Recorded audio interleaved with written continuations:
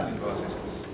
No está yendo bien, a menos vean esta situación, la parte estética, la parte periodontal. Aquí observemos, miren la forma de estos dientes, el tamaño. Este de aquí, este canino, está bastante prominente. Miren la encía, cómo está. Y este, ni qué decir, ¿no? Este espacio que en un inicio no estaba así, pero poco a poco se ha ido abriendo más. El lateral está más abajo que el central.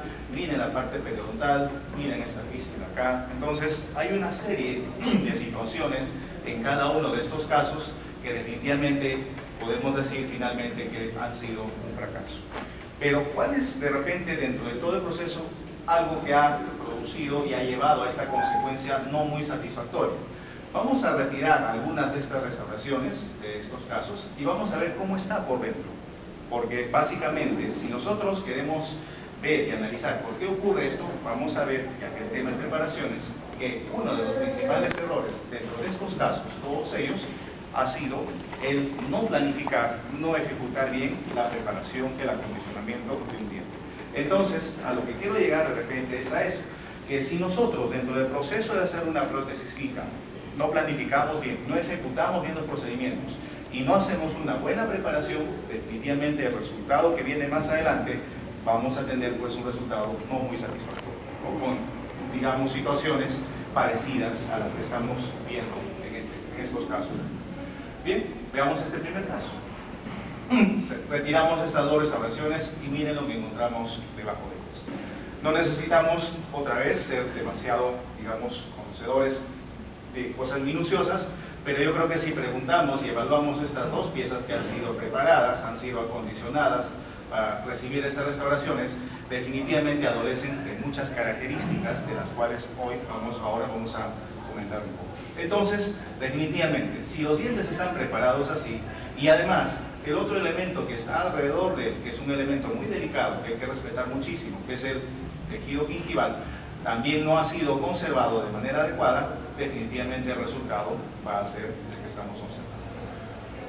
Miren este otro caso, es una paciente, al final la vamos a ver con más detalle, ¿no? En este caso, viene referida al consultorio porque habían poquitos días antes de venir al consultorio había tenido este procedimiento, le habían ejecutado estas 4 coronas, ¿no?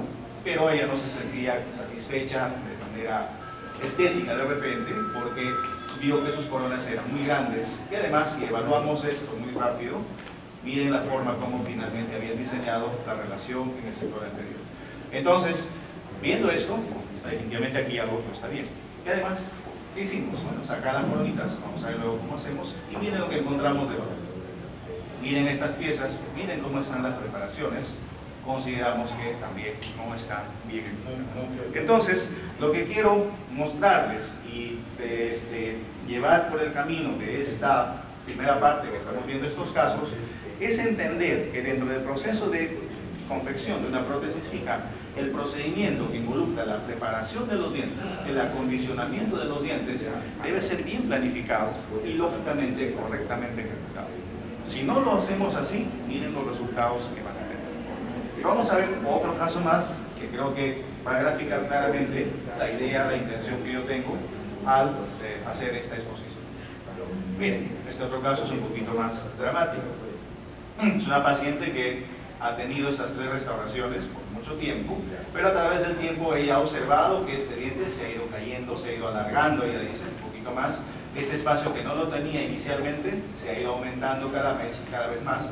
Y lógicamente es evidente que por estas características de la encía sentía constantemente un sangrado y no sentía una comodidad. Entonces, si bien ella recurrió varias veces al, ¿no?, donde se hizo esto, a veces ocurre la mala costumbre de decir, no te preocupes, al inicio, como es algo nuevo, a veces la encía sangra un poquito y luego se acostumbra.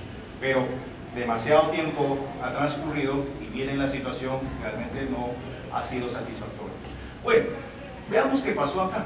Retiramos estas coronas y miren lo que encontramos dentro, ¿no? Otra vez. ¿Cómo están las preparaciones de estas piezas? Ahora, cuando hablamos de preparaciones, vamos a mencionarlo bastante más adelante, no solamente nos debemos preocupar por acondicionar, tallar, desgastar los dientes de repente de una manera consideramos adecuada, sino hay que tener mucho cuidado y hay que tener en cuenta otros elementos que están alrededor de esas piezas. Uno de esos elementos que es el más importante, digamos, o el que hay que tener mucho cuidado, es justamente el tejido gingival. Y hay mucha relación, una especie de relación entre restauración y esta parte crítica, que es la parte cervical del diente y la encía, que si no respetamos características biológicas adecuadas a ese nivel, definitivamente el resultado va a ser el que estamos observando acá. Entonces, en este caso vemos, ¿no?, que la situación no está bien, las preparaciones no están bien hechas, decidimos modificar las preparaciones, consideramos hacerlas así, está dentro de un patrón que nosotros enseñamos, pero el problema aquí es de que a pesar de hacer ya las correcciones, atribuyendo que solamente la mala preparación ha llevado a este problema, nos damos cuenta que en un tiempo este caso no cambió. Entonces, lo que hacemos es, al observar que esta encía aún mantiene esta condición, luego de haber hecho unos provisorios adecuados, definitivamente el daño ya ha sido mayor. No es solamente cuestión de que estas restauraciones mal adaptadas, desadaptadas, que están filtradas, han generado una inflamación gingival, sino que esto ya va más allá. Entonces ya hay un compromiso y un daño muy serio a nivel periodontal. Entonces, esto también requiere entonces de usar otras alternativas, otros procedimientos complementarios, donde, por ejemplo, aquí, ¿no?, hemos hecho un procedimiento periodontal, una recuperación de espacio biológico, digamos, con alargamiento coronario, para mejorar la condición de esa encía, porque definitivamente las preparaciones no bien hechas que habían sido hechas antes, habían invadido y habían desestabilizado esta relación de dependencia entre la encía y el diente, que debe ser armoniosa. Entonces, luego de hacer este procedimiento hay que esperar los periodos prudenciales, hay que hacer un manejo adecuado con unos provisorios que guíen la cicatrización, y aquí vamos viendo el resultado, cómo va evolucionando. Esto toma tiempo, esto no es rápido, no es en 2 o 3 días, toma varias semanas inclusive. Y al cabo aproximadamente de 30 días, un mes, ¿no?, observen cómo ha cambiado este encía. Las preparaciones que hemos vuelto a hacer aquí, consideramos están en mejor condición, mejor definición de esta parte crítica, que es la línea de terminación, mal llamado hombro muchas veces. Ahora vamos a entender por qué esto no se llama hombro, sino se llama línea de terminación, ¿no? Entonces vemos acá ahora sí la condición diferente, y miren las encías como están ahora, saludables, ya no están sangrados, ya no están inflamadas, el puntillado es signo característico de que esto está en condiciones satisfactorias. Entonces, nuevamente, ¿qué estamos tratando de entender y mostrarles a ustedes aquí? Que si no planificamos, no hacemos buenas preparaciones, no respetamos entidades que están muy relacionados a estos dientes, sobre todo la parte gingival, definitivamente el resultado no va a ser adecuado. Y vean, para terminar este casito, finalmente decidimos hacer otras coronas del mismo material, son coronas vinil, metálico, cromo, coronas muy asequibles, muy económicas, pero miren el resultado, ¿no? Miren la encía, después de un tiempo, después del manejo que hemos hecho, cómo esto se mantiene saludable. Ese es el objetivo, ¿no?, al hacer una restauración, pero ya que estamos abordando el tema de preparaciones, hay que tener claro ese hecho, ¿no?, de cómo debemos de hacer una preparación, planificarlo. Ok, bueno, entonces, hecho este preámbulo, y más o menos viendo el panorama de qué importante es, ¿no?, hacer una planificación y hacer una buena preparación, vamos a ver ahora algunos aspectos teóricos, conceptuales y algunos casos clínicos, donde vamos a ver cómo es que cuando preparamos un diente, cuando vamos a hacer el procedimiento de desgastar un diente, que es un procedimiento irreversible, tiene que ser hecho de una manera pensada. No es cuestión de agarrar, oye, ¿con qué fresa haces tú? Usa esta que es buena, esta gasta más rápido. No es así. Hay que ver qué fresa utilizo, cómo hago la preparación, qué considero para preparar un diente. Entonces vamos a revisar algunos aspectos referidos a eso. Bien, definamos primero entonces qué es una preparación, ¿no? Una preparación podemos considerar que no es simplemente el hecho de desgastar un diente, de tallar un diente. Una preparación, como dice ahí, es el acondicionamiento de los dientes y su entorno. Eso hay que involucrar, ¿no? Ya hemos mostrado un caso donde realmente el entorno tiene que ser considerado dentro de este procedimiento. Van a recibir una restauración protésica y lógicamente devolverle en forma adecuada la función que ha perdido este diente. Entonces, eso sería una definición más completa, más adecuada de una preparación dentaria. Y es el término que debemos manejar, ¿no? Vamos a preparar un diente, vamos a acondicionar un diente. Tal vez el término tallar no resulte muy descriptivo para eso. Por eso que cuando nosotros hablamos, y al menos particularmente cuando enseñamos esto, a los jóvenes les indicamos y decimos, no vas a tallar un diente, tú vas a preparar un diente, porque preparar un diente significa eso de tallar, pero además entender que todo tiene que estar relacionado con su entorno. Bueno, entonces para poder preparar un diente, para poder acondicionarlo, existen y se determinan varias normas, varios criterios, aspectos que tenemos que tener en cuenta y respetarlos. Entonces, en la literatura podemos encontrar esto, pueden revisar libros de prótesis fija como el Jobo, por ejemplo, ¿no? Ahí encontramos muchos aspectos de eso, que son definitivamente importantes y tenemos que seguirlos. Vamos a mencionar entonces que existen principios, normas, reglas, ¿no? Y dentro de ellos están los principios biológicos, mecánicos, oclusales, periodontales, y también hay principios estéticos, ¿no? Son normas, son criterios que de acuerdo a cada aspecto tenemos que ir conservando o respetando y siguiendo las pautas que ellos nos siguen. Entonces vamos a revisar algunos de ellos para ver a qué se refiere esta situación. Primero, dentro de los principios biológicos, significa que cuando preparamos un diente, la mejor manera de que un diente tenga durabilidad, e inclusive, algunos textos lo mencionan, el mejor pilar para una prótesis fija es un diente vital. Si el diente es vital, tenemos la garantía de que ese pilar va a tener mayor durabilidad en relación, por ejemplo, a dientes no vitales que se pueden utilizar como pilares también para prótesis fija. Porque un diente no vital que tiene tratamiento de conducto, que inclusive ha sido reconstruido, ha sido restaurado, perdón, con un aditamento intraradicular, un poste, entendemos que tiene una biomecánica diferente. En resumen, podemos decir que biomecánicamente es un poco más débil que un diente vital. Entonces, la idea es tener dientes vitales. Y si vamos a usar dientes vitales, un primer criterio que hay que tener en cuenta es que cuando preparemos un diente, desgastemos un diente, hay que preservar la mayor cantidad de tejido dental. No hay que ser tan agresivos, no hay que desgastar demasiado, ¿no? Porque vamos a ver que si gastamos demasiado, mucho tejido se pierde y vamos a perder algunos aspectos mecánicos que son negativos. Otra cosa importante que también tenemos que tener en cuenta es el hecho de desgastar un diente. Involucra un proceso agresivo donde se utiliza una fresa que tiene puntas de diamante y esa fricción generada por la ultra velocidad que tiene la fresa contra el diente va a generar muchísima calor. Y esto siempre lo comento, siempre quiero hacerlo y cada vez que hago este tema me acuerdo y hasta ahora no lo puedo hacer.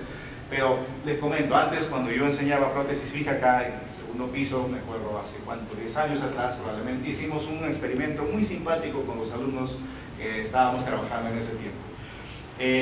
Estábamos en la tarde ya, que era el turno de fija, casi oscureciendo, apagamos las luces, logramos tener un poco de penumbra, no era una oscuridad absoluta, y en un lugar tratamos de hacer oscuro y empezamos a gastar un diente usando la turbina de alta velocidad, pero sin agua. Empezamos a hacer esa maniobra y sin parar, ¿no?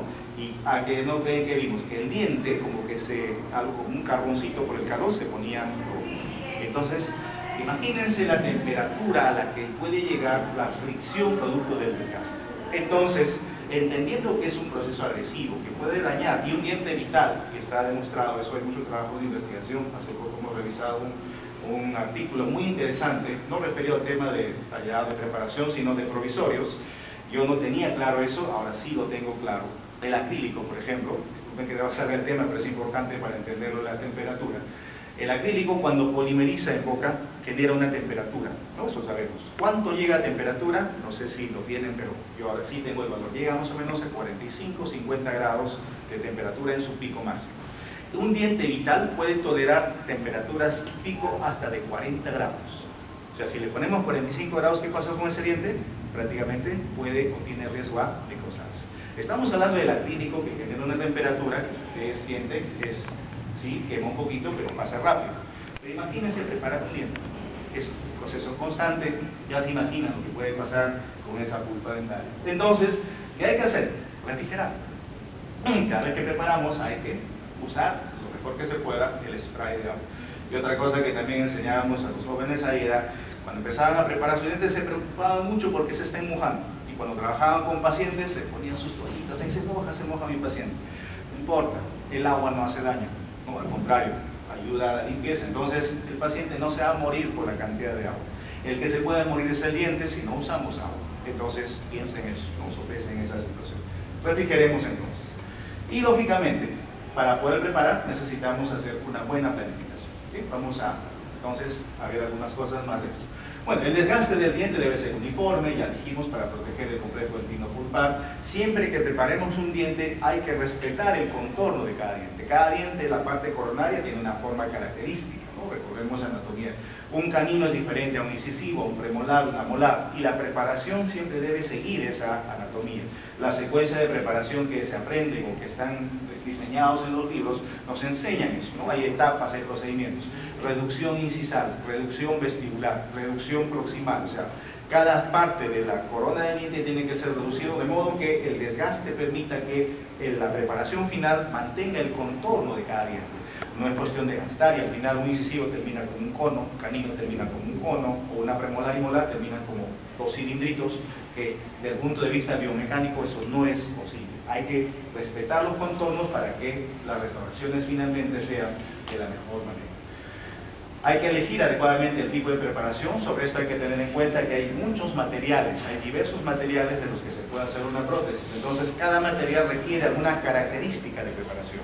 No todas las preparaciones son iguales, ¿no? La cantidad de desgaste, por ejemplo, la línea de terminación. Para hacer una corona libre de metal no necesitamos hacer bisel ni meternos debajo de la encía, arriba de la encía. En cambio, si usamos una restauración con metal, probablemente hay que buscar entrar un poquito de un surco gingival y hay que hacer un bisel, ¿no? Entonces ahí está la diferencia. Va a depender mucho del tipo de material o de tipo de restauración. Y respetar los tiempos o la secuencia que uno aprende o diseña para preparar. Bueno, ahí tenemos los contornos, ahí vemos claramente anatómicamente, pero creo que esta imagen es más representativa. Pues miren, esta es la silueta de un incisivo, un premolar, y si preparamos un diente, pues respetemos eso, ¿no? A nivel oclusal, por ejemplo, hay que hacer la reducción de la cara oclusal, los biseles de la cúspide guía, de la cúspide soporte. Cada cúspide tiene una cantidad de desgaste, no son iguales, entendiendo que aquí tengo que gastar más porque esta cúspide es la que genera más fuerza, más contacto, esta no tanto, ¿okay? En el incisivo igual, la cara vestibular, gasto lo necesario, la cara palatina, si va a ser una restauración cerámica, metalocerámica, necesito un grosor, pero siempre conservando los contornos de cada pieza dental. Y la secuencia, bueno, los libros nos enseñan muchas secuencias, cada autor tiene una secuencia diferente. Nosotros en la práctica enseñábamos una secuencia que era de repente un resumen o una unión de algunas, pero yo creo que el hecho de memorizar o aprender una secuencia no es trascendente. Lo importante aquí sería, hasta de repente uno mismo puede hacer su propia secuencia de preparación. Lo importante es respetar eso, ¿no? Siempre acostumbrarnos a trabajar ordenados, ¿ok? Me gusta mucho esta secuencia de este señor, el autor que lo dice, perfecto, entonces aplico esa secuencia. No, me parece mejor la del otro, yo me acomodo mejor a la del otro, ¿ok? La idea es que con ambos el resultado va a ser satisfactorio. Entonces el que yo maneje mejor, el que me adecue mejor, tendré que usarlo como una secuencia, ¿no? Adecuada. Entonces la idea tampoco no es decir que esta secuencia es mejor que la otra. No hay ninguna técnica que sea mejor que otra, todo depende de cómo cada uno lo maneje. Bien, en cuanto a la refrigeración, ya lo mencionamos, ¿no? Produce alto calor, la fricción de las presas, ¿no? Puede dañar a la pulpa, generar inclusive hasta la muerte pulpar. Y lo que hay que, la manera más adecuada de generar o contrarrestar esto es usando spray, agua más agua. Y estos instrumentos, ¿no? Las piezas de mano que utilizamos, inclusive alguien que se dedica a lo que es rehabilitación oral, prótesis básicamente, y prepara dientes, debería tener en cuenta esto, ¿no? El diseño de las piezas de mano. Estas, por ejemplo, tienen una sola salida de agua, en cambio hay piezas de mano que tienen esto. Ahora he visto un modelo diferente, no me acuerdo la marca, que tiene inclusive 4 salidas. Eso entonces es beneficioso para evitar justamente lesiones por consecuencia de la fricción. Entonces, pensemos en eso. Ahora, no es posible tener estas piezas de mano, son costosas, no hay mucha variedad en el mercado. Bueno, utilicemos las que tenemos. Pero para ayudar a refrigerar, porque muchas veces si tiene una sola salida, cuando tallamos en la parte distal se corta el canal y ahí empieza a oler a diente quemado. La otra alternativa es usar la jeringa triple, alguien que nos ayude, y echar agua, ¿no? Una asistenta que nos ayude a eso. Entonces hay maneras de poder contrarrestar ese efecto indeseado del calor que genera la preparación. Bueno, otra cosa importante también es esto de acá, ¿no? El uso de las fresas. Y eso también es ustedes jóvenes están aquí, les digo con mucha ciencia, con mucha sabiduría. Yo enseñé en Frica y también enseñé clínica, ¿no? Y a veces los chicos que pasaban de clínica, perdón, del curso a clínica, cuando revisábamos las fresas, era una parte que hacíamos que he hecho con Marcos, a ver tus fresas, y procurábamos que las fresas sean nuevas. Pero ¿qué hacían los chicos? Bueno, es algo que va aprendiendo. Buscaban su tachito de fresas y eran las mismas fresas que usaban en prótesis fija. Entonces esas fresas que usaban en la práctica de prótesis fija, que han tallado un montón de dientes ahí, ya están gastados, para usarlos en pacientes, no es lógico. Hay una norma que de todas maneras es una referencia que podríamos usar como algo para que veamos cuánto dura una fresa. Dice que una fresa de tallado, digamos así, sirve para preparar o acondicionar tallar 5 dientes. Entonces, más allá de eso, la fresa prácticamente ya perdió su capacidad óptima de corte. Va a seguir gastando dientes, pero el problema es que genera más fricción. Entonces, si no queremos generar daño, bueno, pues tratemos de cambiar fresas. De repente, la fresa ya no es que no sirva, no hay que botarla, se guarda porque hay muchos otros procedimientos donde se usan fresas. Entonces, usemos para gastar acrílico, gastar metales, gastar provisionales, etcétera, etcétera, ¿no? Pero para preparar dientes, preferible usar fresas lo más nuevas que se pueda, ¿no? Y aparte que simplifica el tiempo. Un experimento, y eso es lo que siempre hacemos, para que entendamos eso y los chicos entiendan. Ya, vas a preparar este diente con esta fresa gastada. Y empezaban a preparar el diente, y pasaba el tiempo y el diente no se gastaba. Ya, ahora usa esta nuevecita. Uy, doctor, ya se fue rápido. ¿Te das cuenta cuánto ahorras de tiempo? ¿Okay? Entonces, sopesamos, ¿no? Tiempo versus costo de una fresita. Hoy en día las fresitas, felizmente, en mi época cuando he estudiado, pues supuestamente una fresa de tallado, pues es carísimo. Ahora las fresitas creo que están 3 soles cada fresa. Muy caro, ¿no? Pienso. Entonces, podemos tener esa posibilidad de... Bueno, en todo caso, para mejorar y evitar efectos indeseados de la refrigeración, bastante refrigeración, no hay que presionar mucho en el diente y lograr la mínima vibración con el uso de fresas nuevas. O sea, de esa manera logramos tener que conservamos la vitalidad del diente.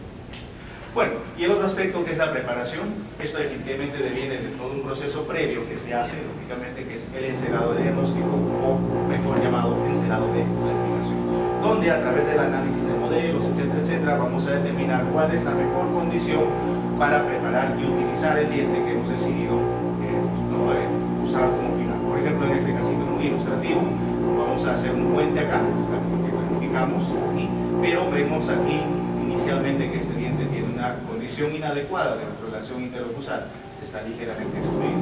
Esto hay que corregir. Bueno, entonces en la planificación vemos que si yo preparo este diente, corto esto y a la hora que prepare me va a quedar muy bajita la punta. Ya tengo problemas de retención. Entonces veo la manera de cómo mejorar eso. Un procedimiento complementario del alargamiento coronario mejorará mi condición. Entonces yo estoy planificando esto antes de hacer algo en el paciente. Una vez planificado, entonces cuando ya vamos a ejecutar eso, el resultado será más satisfactorio. Entonces ahí tenemos otro aspecto importante que nos va a permitir manejar biológicamente mejor los elementos aquí para lograr un buen resultado. Planificación entonces que debe ser siempre parte de todo procedimiento restaurador. Bien, otro de los principios que nosotros tenemos que conocer o manejar cuando preparamos un diente está referido al aspecto mecánico, ¿no? Al aspecto mecánico que definitivamente involucra mucho a la restauración y al diente preparado. Lo ideal, siempre partimos de lo ideal, muchos textos lo dicen, lo ideal sería que exista una corona o una restauración, un puente, que cuando se inserta en el diente preparado, este no necesite cemento y se quede lo más, digamos, fijado al diente. Es lo ideal. ¿Eso existe? Todavía no hay.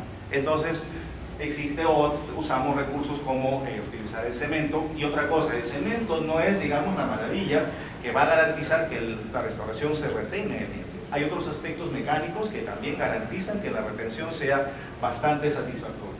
Entonces, dentro de los principios mecánicos vamos a rápidamente a ver algunos aspectos que son importantes y que tenemos que tener en cuenta cuando preparamos un diente. Vamos a hablar un poquito de retención, de estabilidad, solidez estructural, eje de inserción y sellado marginal, que es algo también bastante importante. Bueno, la retención, lo que lo conocemos es la habilidad que tiene toda restauración, ¿no? De resistir a las fuerzas que quieran remover, pero en un sentido sagital, un sentido longitudinal, ¿no? Que quiera sacarlo en este sentido, porque sobre la restauración van a haber fuerzas que quieran desalojarlo, pero van a haber fuerzas también que, por fruto de la masticación, pueden hacer fuerzas laterales. eso ya es otra condición mecánica, que es la estabilidad. Pero bueno, entonces vamos a la retención, una condición que, con la habilidad de la preparación para resistir las fuerzas de remoción siguiendo el eje de inserción. Bien, este esquemita, que siempre lo hemos usado, nos sirve y ayuda un poquito. Veamos. Lo que está en rojo está simulando un diente preparado, un incisivo, por ejemplo, un incisivo central. Aquí viene la característica de preparación, una pieza bastante con paredes paralelas, ¿no? Y acá tenemos lo mismo con una preparación, pero las paredes son cónicas. Creo que aquí resulta fácil y evidente, y lo que está en naranja sería la corona, ¿no? La restauración. Si hay una fuerza de remoción que jala esto, ¿no? Jala así, vamos a ver que la restauración hecha con este diseño demora un poquito en salir, ¿no? Como demora la diapositiva. Pero este otro caso, igual, la misma fuerza, se disloca, inmediatamente, ¿qué pasa con esta restauración? Se cae. ¿Qué estamos evidenciando aquí? Que este diseño de preparación frente a este genera mayor retención. ¿Por qué? Por las paredes que son más paralelas. Entonces aquí nace una primera regla, digamos así, que vamos a tener mayor retención cuanto más paralelas sean las paredes. Ahora viene otra cuestión clínica real también. Lograr el paralelismo en un gráfico lo podemos hacer, en un papel lo podemos hacer, en una computadora lo podemos hacer, pero hacerlo clínicamente en un diente, la cosa es bien complicada. Entonces, la mejor manera de lograr esta condición, ¿no?, es tal vez no lograr un paralelismo, entonces darle una conicidad, una ligera conicidad. ¿De cuánto? La mayoría de libros dicen esto, conicidad de 6 grados en total, 3 grados en cada lado. La pregunta sería, ¿cómo damos una conicidad de 3 grados? ¿Habría que medir con un transportador? Nada de eso. ¿Qué nos da esa posibilidad de hacer una preparación con 3 grados? La forma de las fresas. Las fresitas trombocónicas son inclinadas y ahí vienen cuánto de inclinación tienen. 3 grados. Entonces ahí estamos 3 grados. No necesitamos hacer más nada de eso. Y lógicamente con eso lograremos tener preparaciones más adecuadas. Entonces, cuanto más paralelas sean las paredes axiales, tendremos mejor retención. Hacerlas paralelas realmente es una utopía, o sea, es algo que no es muy difícil y muy pocas veces se hace. Optemos entonces por darle una ligera conicidad, ¿no? 3 grados a cada lado, que es posible, porque los instrumentos que tenemos a la mano nos permiten hacerlo. Ahora, veamos otra situación más. Tenemos paredes paralelas, bueno, logra mejor retención, pero hay otra diferencia, que miren la longitud de esta preparación y la longitud de esta. Igual, la fuerza jala acá, demora un poquito en caer, ¿no? En cambio, en este otro, la fuerza lo jala, se disloca e inmediatamente se cae. Otra vez, ¿cuál es la conclusión? Aquí menos retención que esta. Pero ahora, ¿cuál es la diferencia? La altura de la preparación. Entonces, otra condición, otra norma que tenemos que tener en cuenta es preparaciones paralelas en lo posible, o ligera conicidad. Otra condición, paredes altas, ¿no?, lo más alto que yo pueda. Entonces, ahí tenemos, a mayor altura de paredes, vamos a tener mayor retención. Si no, comparen esto con esto. Miren estos pilares. Paredes cónicas, altura poquísima, y ya se imaginan, estas coronas se van saliendo a cada lado. Ahí tenemos otro aspecto. Veamos qué más. Ahora, miren esto. Paredes paralelas en ambos. Altura es la misma en ambos. Entonces, aquí, ¿cuál es la diferencia? Este es más gordito, este es más delgadito, más superficie. Ahora, ¿eso tiene que ver con la retención? Claro que sí. Igual, la misma fuerza, esto demora en caer un poquito, ¿no? En cambio el otro, ante la misma fuerza, se disloca y inmediatamente cae. ¿Por qué? A pesar que aquí tenemos la misma altura, paredes paralelas, ¿cuál es la diferencia entre estos? La superficie de contacto. Cuanto más área de fricción hay entre la restauración y el diente preparado, la retención será mayor. Entonces, ¿qué significa eso?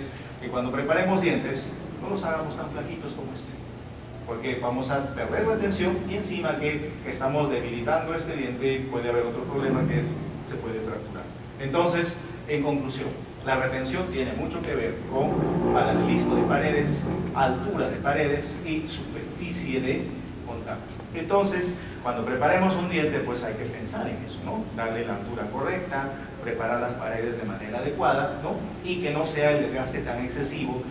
En todo caso, está regido por el tipo de material o el tipo de preparación que hayamos decidido hacer.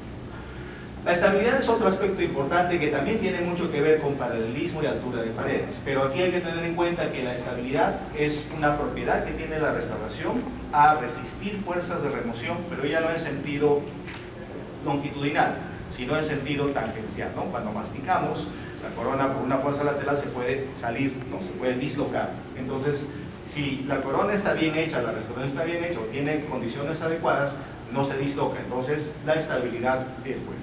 Hablamos de este aspecto principalmente porque se ocurren muchos problemas frecuentes en restauraciones inferiores, ¿no? Los dientes tienen corona de muy poca altura.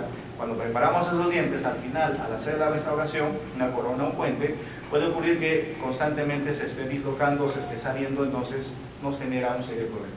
Para eso entonces vamos a analizar algunos aspectos y cómo podemos mejorar esa situación. Hay maneras de hacerlo y son muy sencillas, no necesita de mucha técnica de repente.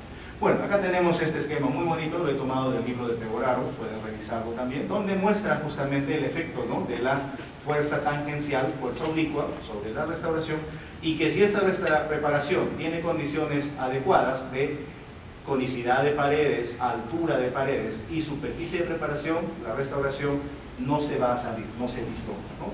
Pero si vemos situaciones como esta, por ejemplo, miren, ¿no?, una preparación muy cónica, muy bajita, la restauración está ahí ante una fuerza tangencial, el radio de rotación hace un análisis geométrico, va a permitir que esta restauración se desaloje. Entonces, ¿qué estamos evidenciando aquí? Este tipo de preparación con paredes muy cónicas y de poca altura no garantizan una buena estabilidad. Entonces, eso puede ocurrir. Bueno, miren, otra vez el libro de Pegoraro demuestra, la preparación es mucho más, digamos, exagerada de repente, pero muy didáctica para entender esto, ¿no? Una preparación muy cónica, muy bajita, lógicamente va a conllevar a que la restauración se desaloje, no tenga estabilidad. Bueno, la estabilidad entonces va a depender, igual que la retención, de unas paredes altas, ¿no?, y paredes paralelas, y también depende del diámetro, ¿no? Como dice acá, la de menor diámetro tendrá mayor estabilidad. Entonces, usando este criterio, cuanto menos diámetro tenga en la preparación, habrá más estabilidad. Se puede entonces hacer el artificio de mejorar la estabilidad, sobre todo en dientes posteriores e inferiores, cuando estos no lo tienen, ¿no? Cuando una corona, una molar inferior, primera o segunda, a veces constantemente se sale, a pesar de que la preparación ha sido hecha de repente, siguiendo algunos aspectos que nos orientan a ello, pero a veces la condición anatómica misma del diente no permite eso. Entonces, este recurso que vemos acá es muy favorable para esta situación. Es hacer un pequeño canal dentro de la preparación del diente. Por favor, esto es en la parte proximal, ¿no? Estamos viendo la cara mesial, digamos, de la restauración, donde en la parte mesial se hace un pequeño surco, un pequeño canal a la mitad de todo el diente preparado. De modo que cuando venga la restauración, la corona, ¿no?, si lo vemos así, en la parte interna, en la parte mesial y en la parte distal, va a tener como dos rabitas. Eso va a permitir que entre la restauración así, y cuando entre imagínense que es la trabita, entra en el diente preparado, y cuando haya una fuerza lateral, como se ha dividido, se ha reducido el diámetro, si ven la figura moradita, ante una fuerza lateral, esta trabita hace que se quede asegurada. Entonces se garantiza la estabilidad. Un excelente recurso, muy simple de hacer, muy fácil de hacer. Hay que tener cuidado, eso sí, si es un diente vital, no profundizar mucho, no se vaya a accesar al cuerno pulpar, pero garantizamos con este artificio, ¿no?, de un surco proximal para mejorar bastante la estabilidad. Créanme, yo lo he hecho con mis chicos cuando enseñaba, particularmente en la consulta, cuando veo dientes posteriores e inferiores bajitos, preparo el diente siguiendo la condición y al final le hago sus doble dientes. Y cuando le hago el provisional, ahí verifico y garantizo que está. Y cuando viene el definitivo, créanme que la estabilidad es muy buena. Entonces van a evitarse el problema de que coronitas bajitas constantemente se estén saliendo. Y es sencillo de hacer, no es nada complicado. Una fresita troncocónica delgadita, 2 veces en cada sitio, hay que cuidar sí que sean lo más paralelo posible, y listo, asunto arreglado. ¿Okay? Entonces, miren, el hecho de conocer estas propiedades geométricas que estamos analizando aquí, cómo nos puede llevar a encontrar soluciones frente a problemas que muchas veces no lo entendemos o no. Bueno, en resumen, estas formas auxiliares de retención, las canaletas por ejemplo, nos incrementan el área de fricción, nos disminuyen el radio de rotación, por consiguiente la retención y la estabilidad se garantizan, ¿no? Estos son los surcos accesorios, que bueno, hay varias formas de hacer, hay otras situaciones, pero lo importante es entender que existen esas alternativas. En conclusión, retención y estabilidad tienen mucho que ver con paralelismo y altura de pilares. Entonces, cuando preparemos un diente desde el punto de vista mecánico, hay que tener en cuenta eso, ¿no? Paredes lo más paralelas que podamos, o ligera conicidad, lo más alta que podamos, y evitar hacer un desgaste excesivo. Garantizamos de esa manera retención y estabilidad. Y el uso de elementos accesorios como canales, hileras, es muy viable dependiendo de cada situación. Otro aspecto importante dentro de los principios mecánicos es la solidez estructural, ¿no? Donde la propiedad es la propiedad de la preparación que permite que la restauración tenga un grosor adecuado. O sea, también hay que tener cuidado de sobre todo en dientes posteriores, cuando hacemos el desgaste de las cúspides, ¿no? ¿Cuánto desgasto cada cúspide? Ahora, recordemos un poquito. En los dientes posteriores hay dos tipos de cúspides, las cúspides de soporte o de trabajo y las cúspides guía. Se llaman de soporte o trabajo porque son las que se reciben más carga, y la guía no tiene mucha carga. Entonces, ¿cuál de ellos debo gastar más? La de soporte, lógicamente. Entonces, si gasto más, significa que la restauración va a ser más gruesa ahí, para que permita, ¿no?, tolerar las fuerzas y evitar que la restauración se deflexione o se fracture, que es lo que a veces ocurre cuando hacemos restauraciones de cerámica. ¿Okay? La reducción oclusal debe ser siguiendo la anatomía entonces, y recordar que la cúspide de trabajo o cúspide de soporte debe ser considerado de una manera particular. Y aquí tenemos este esquema muy representativo, ¿no? Tenemos una premolar inferior o una molar inferior, donde la cúspide de soporte tiene que ser biselado en mayor cantidad que la cúspide guía, para garantizar que cuando venga la restauración el grosor a este nivel sea mayor que este, por lo que estamos comentando, ¿no? Es cuestión de función. Nunca hacer esto, y a veces pasa, no nos olvidamos de hacer los biseles aquí y tomamos impresión, se hacen las restauraciones y el resultado va a ser que el grosor a este nivel es poquísimo, y luego cuando estamos probando metal, si es una corona de porcelana, al gastar un poquito esta cerámica apareció el metal, uy, eso ya se perfora, es un lío. Entonces no consideramos esto y se nos puede dar de la mano. Entonces evitemos esto. Acordémonos de garantizar bien la solidez estructural del diente, ¿no?, haciendo las desgastes.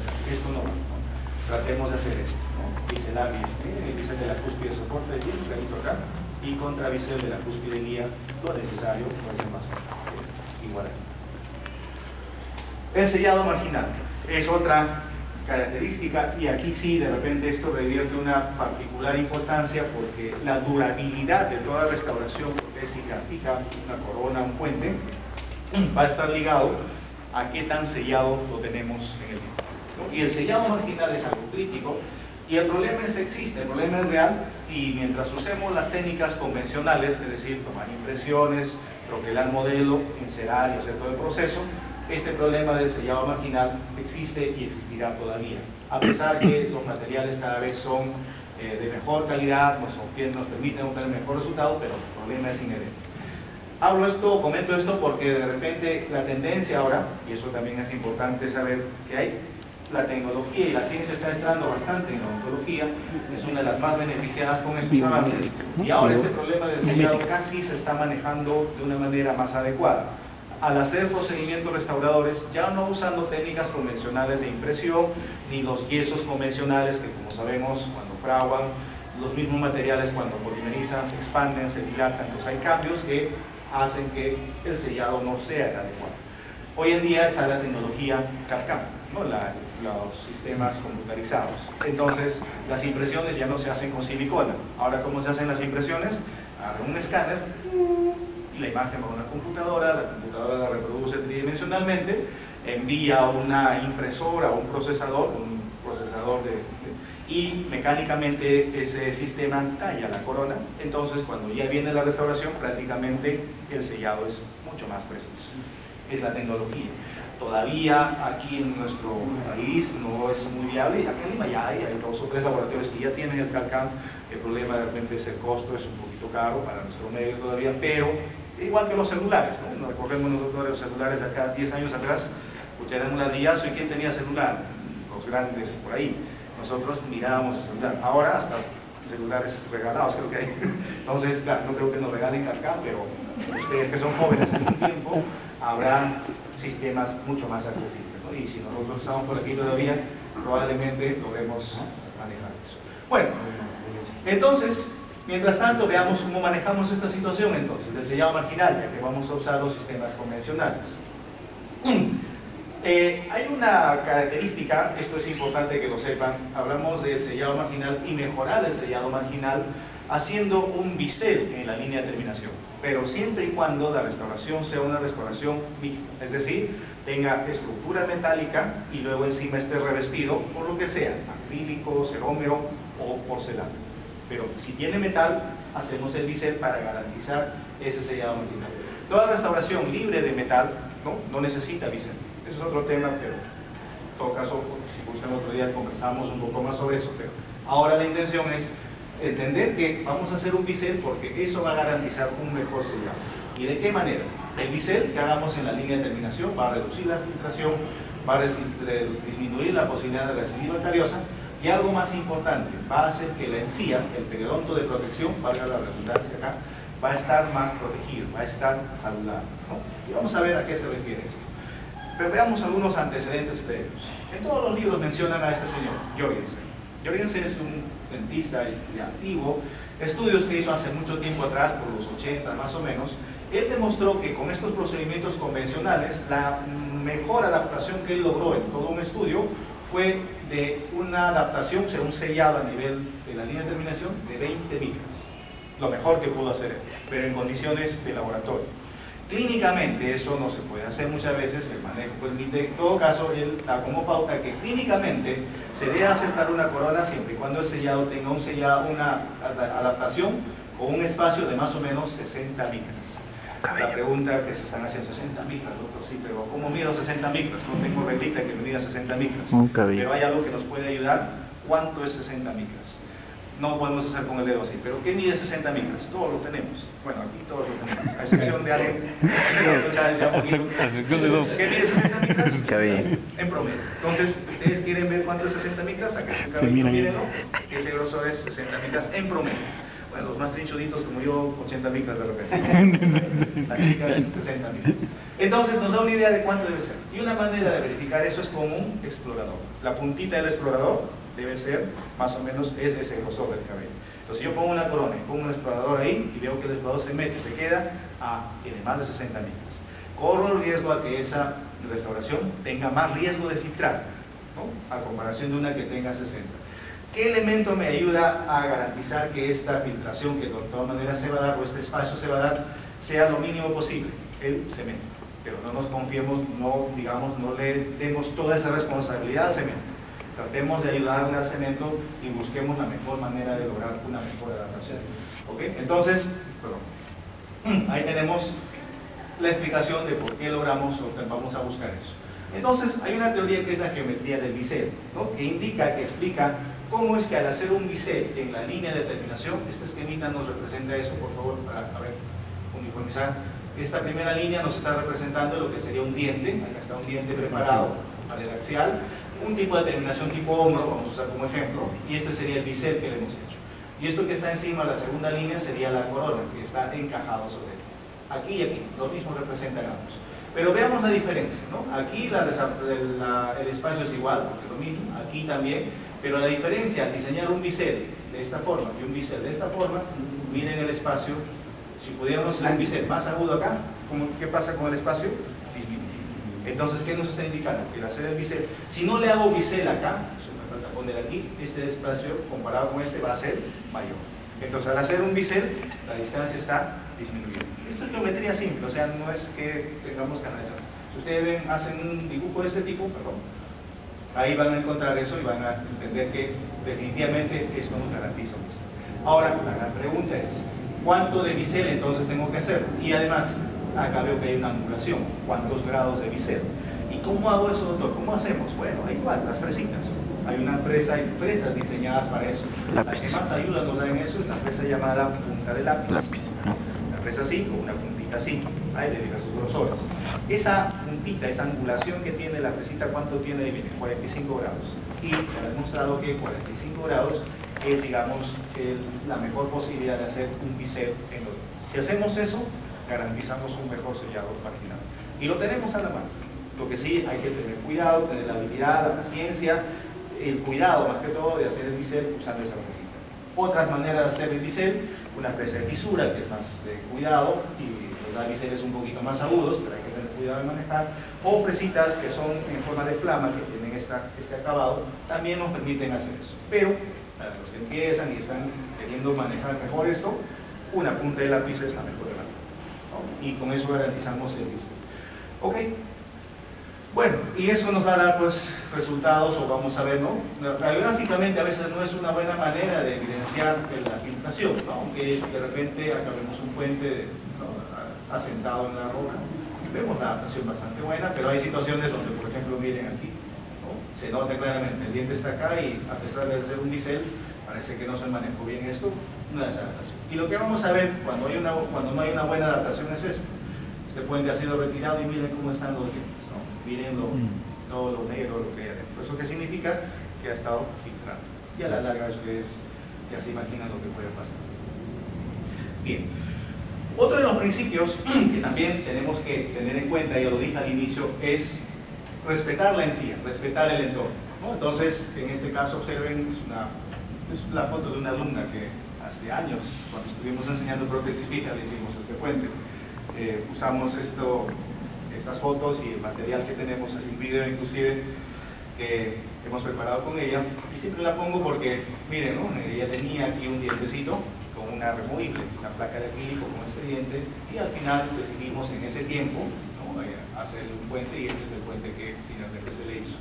Pero lo importante acá es que cuando hicimos esto, hicimos respetando los principios y sobre todo conservamos esto de acá, ¿no? Miren la encía, qué bonita, qué saludable, y es lo que dice. Siempre que hagamos una restauración, tratemos de tener una armoniosa y una funcional interrelación con el medio, principalmente la encía. Y esto es algo muy bonito que siempre lo pongo, y si lo leemos les va a ser un poquito chistoso de repente, pero muy cierto, y tiene mucha filosofía, ¿no?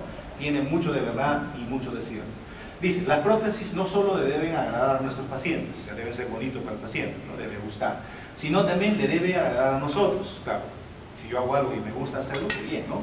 Pero sobre todo, no importa el paciente ni el dentista, ¿quién importa más?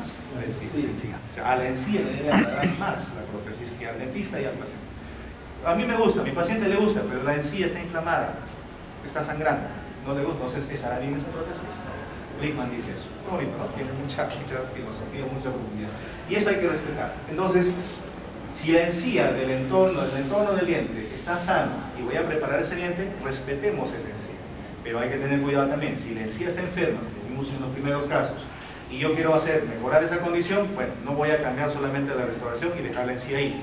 Tengo que lograr que la encía recupere su salud y luego haré la restauración para preservar esa salud que hemos logrado.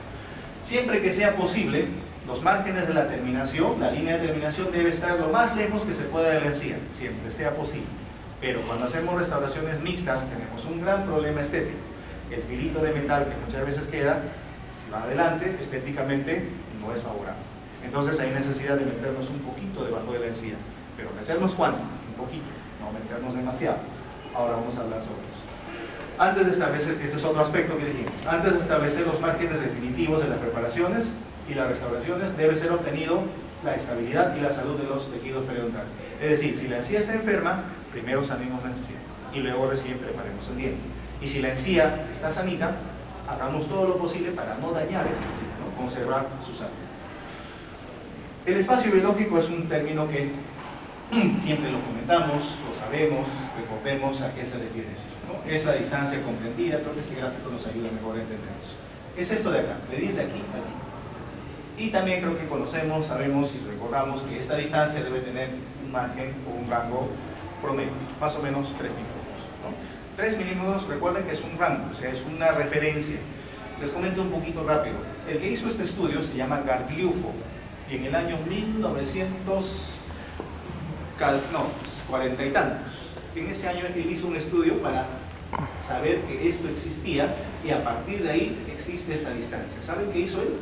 Cortó la encía de 1000 pacientes, 1000 cadáveres, y a todos les hizo un corte histológico más o menos así y empezó a medir esto de acá. Hizo una tabla, sacó un promedio, hay medidas más grandes, hay medidas más chicas, y en promedio él dijo, esta distancia mide 3, pero cada uno de esos 3 elementos tiene más o menos en promedio esta lógica. ¿Y cuál es el aporte de Garbiujo, que es valiosísimo, que los periodoncistas lo tienen como norma, y todos debemos tenerlo así? Es de que si mantenemos estas relaciones de distancia entre cada uno de estos elementos, incluido el surco gingival, el epitelio de unión y la extensión conectiva, y teniendo la altura de la cresta marginal de la encía libre y la cresta ósea a estas distancias, esta encía siempre va a estar saludable. Si algún evento, algún fenómeno causa una alteración en estas inserciones, ¿qué va a pasar con la encía? Y en prótesis, ¿qué pasa? Muchas veces el diente tenemos que prepararlo, tenemos que desgastar, y podemos desgastar, sí, y podemos entrar hasta cierta altura, pero ¿qué pasa? A veces se nos va la mano, nos vamos hasta por aquí, laceramos estas inserciones que normalmente deben existir, y ¿qué pasa? Se rompe el equilibrio, y ¿qué pasa con la encía? Siempre.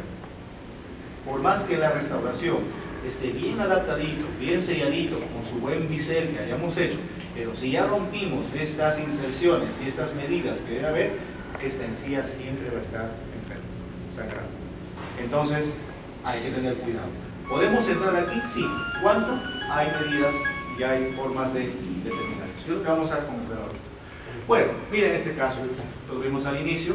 Evidentemente aquí el espacio periodontal, la parte periodontal ha sido dañado, y algo que lo dije al inicio y resulta gracioso.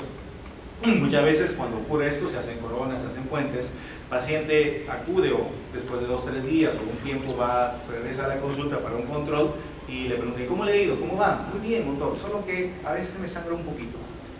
Y ese sangrado significa algo, ¿no? Y siempre comentamos, la encía, la única manera de protestar cuando algo no está bien, ¿cómo es? Sangrando. Porque si hablara, ya se imaginan lo que diría. Ya se imaginan qué diría la encía. Pero como no puede hablar, sangra. Entonces, si sangra algo, hay algo está pasando. ¿Okay? Algo probablemente se nos fue la mano o algo no está bien. Entonces, a veces es común y se suele decir, no hay justificación, o habría muchas maneras de justificar eso de repente, pero no te preocupes, que la encía se va a acostumbrar. Cepíllate bien nada más y eso va a pasar. Y realmente el paciente hace caso y dice, sí, bueno, me cepillo bien, se cepilla, pasa el tiempo, sangra un poquito, y en momento deja de sangrar. Y bueno, sí, el doctor tenía razón, ya no me sangra. Pero cuando vemos clínicamente qué pasa, después de un tiempo, la encía ya no está así. ¿Cómo está? Así. Empieza la recesión. ¿No? ¿Y eso qué es? Es, digamos, un mecanismo de defensa que tiene la encía, porque no siempre va a estar inflamada. Cuando no se le hace caso, porque una encía resentida, por la actriz Lozano, Juan Vargas, que vino a hacer acá su show. Y una dolida, despotricó media pobre loco. Entonces le decía igualito, se resiente y, bueno, no me haces caso, no me quieres hacer caso, estoy sangrando. Bueno, pues entonces me resiento y me retraigo. Y se empieza a retraer. Y al retraerse ya se imagina, pérdida de soporte, bueno, tiene una serie de problemas. Entonces, eso del sangrado sí realmente pasa, pero el problema es que cuando pasa, la cosa no está mejor. ¿Cómo está? Peor, porque la encía está dañando. Hay que tener cuidado con eso. Bueno, para mantener la salud entonces a este nivel, vamos a ver que la línea de terminación debe tener una localización, elegir qué tipo de terminación y permitir que la corona tenga un contorno adecuado. Vamos a ver rapidito esto. Existen 3 posibilidades de colocar la línea de terminación. Uno que es la supragingival, arriba de la encía, que es lo ideal, pero muchas veces no lo usamos, sobre todo en restauraciones mixtas. Entonces echamos mano de este otro tipo de terminación, a la que le vamos a llamar intracircular. ¿Sí? Intracircular. Luego tenemos otra que nunca la debemos hacer, muchas veces se menciona, tal vez por equivocación, yo quiero entender eso por el término, que a veces se usa como sinónimo, pero yo creo que más adecuado sería no usarlo y usar un término más apropiado.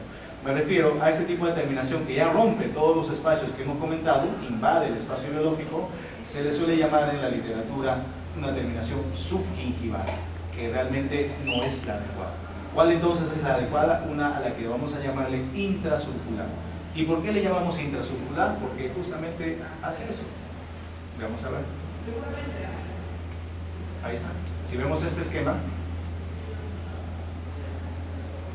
la línea de terminación va a tener un diseño, depende, acá tenemos un hombro por ejemplo, y el bisel se va a hacer dentro del surco gingival.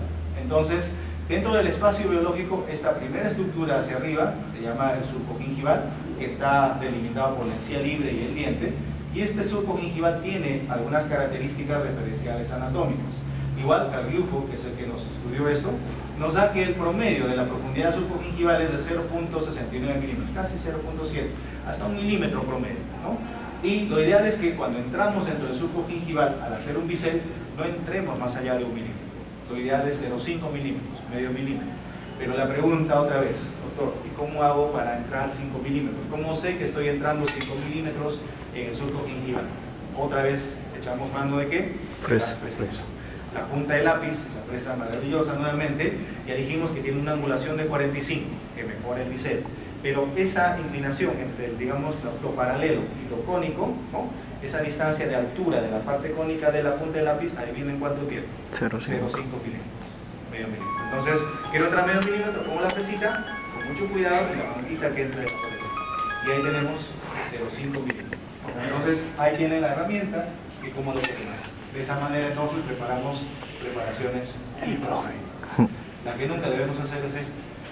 La subgingival, ¿no? Que definitivamente, ya lo explicamos, va a producir una gingivitis, una inflamación, invade el espacio biológico y, lógicamente, le ponemos una luz roja, un semáforo, porque esto ya es un daño. Ahora, esto se puede, si ocurre, esto se puede mejorar, sí. Hay procedimientos complementarios a la gingival que logra ubicar nuevamente estas inserciones a un nivel adecuado. Y todo esto se conoce como el procedimiento periodontal llamado recuperación de espacio biológico, ¿no? O alargamiento coronario. Es un procedimiento de periodoncia que les enseña y que cotidianamente en la parte clínica, cuando se hace prótesis, se debe manejar esto de manera adecuada. Entonces recordemos en esta parte.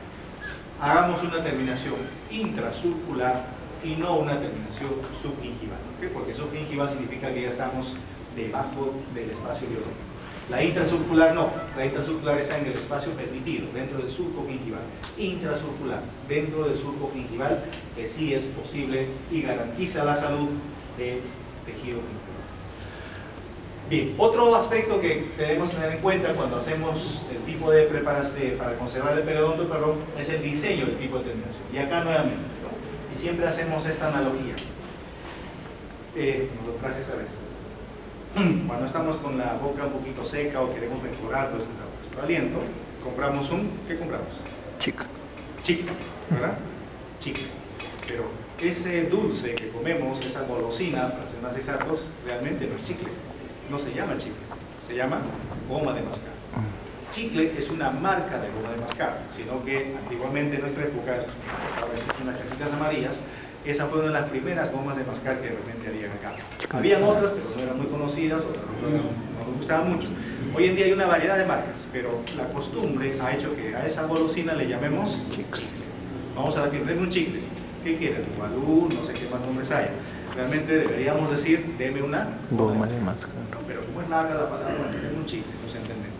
Entonces es una costumbre que hay, igual en prótesis también hay una costumbre que de repente no es adecuado, deberíamos usar el término correcto. A toda parte de la terminación donde termina la preparación del diente, ¿cómo le llamamos? Hombro, ¿no? Mal llamamos hombro. ¿Qué hombro has hecho? ¿Qué tipo de hombro estás haciendo? No, pues, ¿qué tipo de hombro? Ya es hombro, ya estoy haciendo un hombro. O sea, ¿por qué me preguntas? Me dicen, no. Entonces, eso se llama, esa zona le llamamos línea de terminación, ¿no? Línea de terminación. Y existen varios tipos de línea de terminación. Hay una lista larga de ellos, vamos a ver unos esquemas. Y cada uno de estos tipos de línea de terminación, que ven ahí, se usan para diversos tipos de restauraciones que va a depender principalmente del tipo de material. Muy rápidamente, una terminación tipo hombro o tipo chamfer puro, sin biselar, sin bisel, generalmente supragingival, se utiliza para restauraciones libres de metal, sin bisel, ¿no? Ahora, si usamos un bisel, ya sea en el chamfer o en el recto del hombro biselado, estamos diseñando una preparación que va a tener metal y un material de revestimiento, porcelana por ejemplo. Entonces ahí usamos una terminación recto o chamfer biselado. ¿Okay? Ahora, hay restauraciones, terminaciones puras sin bisel que se pueden utilizar para restauraciones libres de metal o a veces para restauraciones metálicas puras. Hoy en día muy poco se hacen restauraciones metálicas puras. Más se está haciendo libres de metal y mixtas, ¿no? Usando metal en su interior. Entonces, este diseño de tipos de terminación es para eso. Respetemos lo que la literatura nos dice. no creo que comentar cuál es la razón para esto. Tiene mucha explicación, más que, digamos, una explicación razonable para esto, ¿no? El diseño de la línea de terminación. ¿Por qué hombre y por qué chancla, ¿no? Mecánicamente tiene más ventaja esto, pero tiene otros inconvenientes en la porcelana, por ejemplo. Les comento rapidísimo.